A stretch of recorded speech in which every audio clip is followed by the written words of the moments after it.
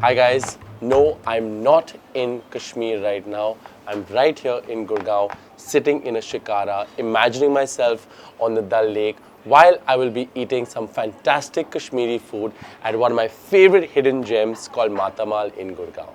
Hello, how are you? So I'm here with two generations of Matamaal.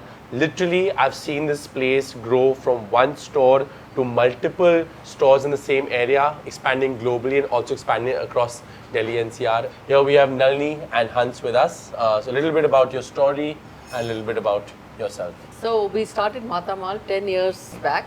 Till 2014, people didn't know about Kashmiri Pandits. They were scattered all around.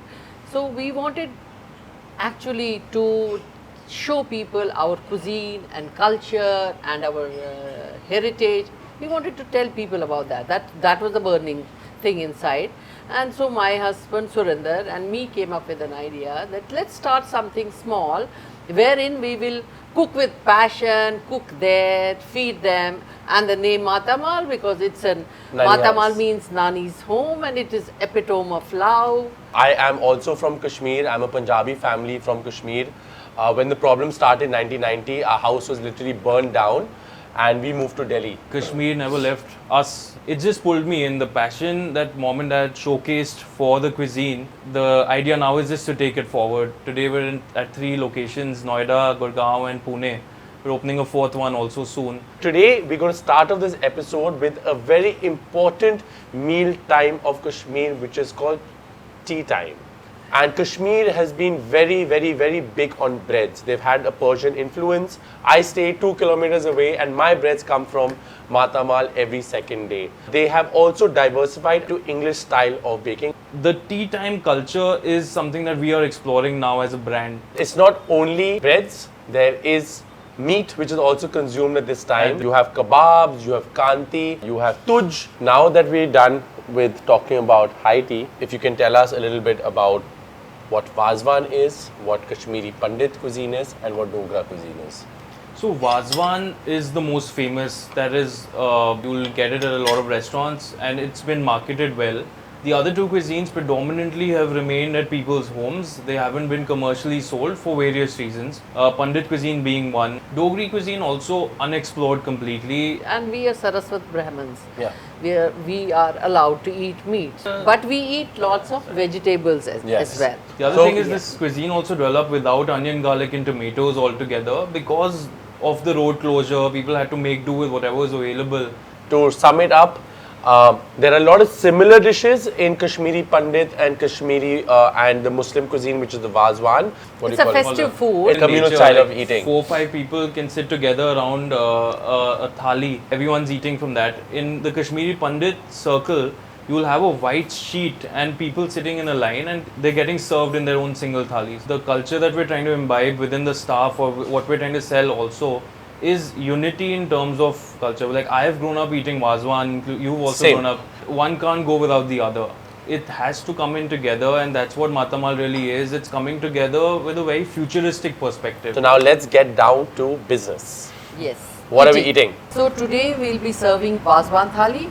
So here we have the Wazwaan, thali, which is also the Muslim style of cooking thali. And here we have the Pandit Sal thali. Sal thali is festive thali. So there's one green always. It's either hak or palak and lotus stem because one green has to be here because so much mutton is there. This is liver. We call it sok sarvan, which is liver cooked in tamarind sauce. And then comes mats. We call it mats or koftas. These are mutton pounded and lots of spices and without onion, garlic, tomato. And this is Rogan Josh, which is actually Rogan Josh. Yes. And then comes yakhni, which is cooked in yogurt. Very subtle and flavorful. And then comes walnut chutney, onion chutney, and this is mooli ki chutney, which is a palate cleanser also, and which goes with this food, and it's a digestive. And then comes kabarga. Why I'm saying kabarga? Because Kashmiri Pandits call the same thing kabarga, and here tabak mas is what you'll call it over here. So quickly over here, you have some similarities between the Muslim and the Pandit. Like for example, the gushtaba, also one of my favorite things to eat, which is actually served at a later stage of the Wazwaan, which is a 36-course meal. It's also yogurt based. Here we have Matamaal korma, or you call it mirchi korma. Korma. Which is in the Wazwaan. It is the Only spicy. spicy dish. The brother or sister of the Gushtaba, you have Rista, which comes a little earlier on during the Wazwaan.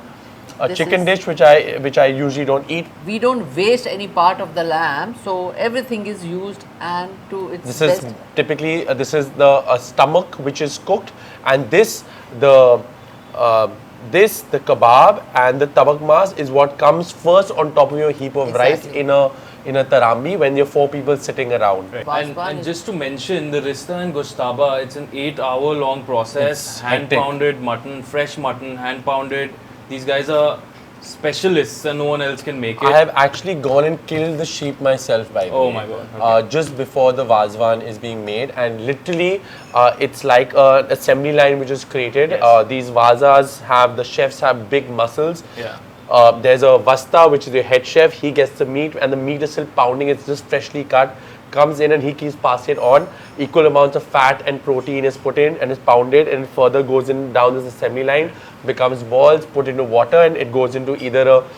So the balls of the Rishta Gushtaba are common, and the curry is what gravy, right. keeps changing. It's cooked outdoor. The 2 big logs which are put, fire is lit, and that's how the You Wazwaan couldn't is have actually. described it better.